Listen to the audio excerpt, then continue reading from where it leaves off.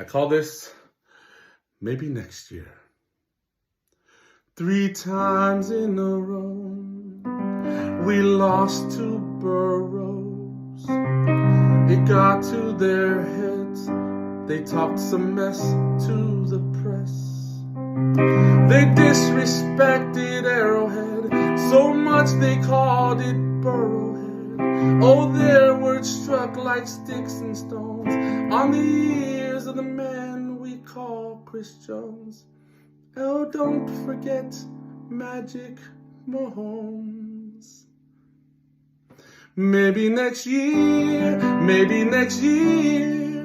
but probably not unless we forget Travis Kelce, the best tight end is yet to don the kingdom's golden red, making secondaries wet the bed.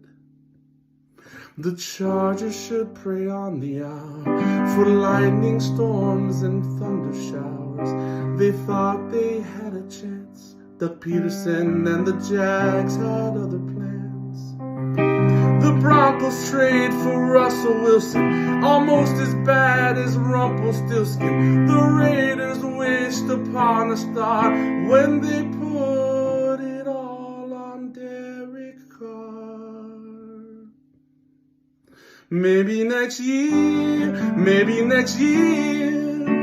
but probably not, 'cause we've been the best. Like, who's your daddy to the AFC West? After next week's win, we'll just as well say, who's your daddy to the NFL?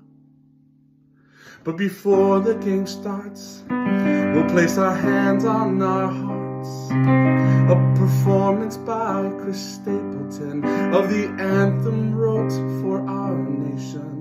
He'll sing that last iconic line, and all the kingdom will combine. After this win, we'll shout hooray. I'll see you at the victory parade. O'er the land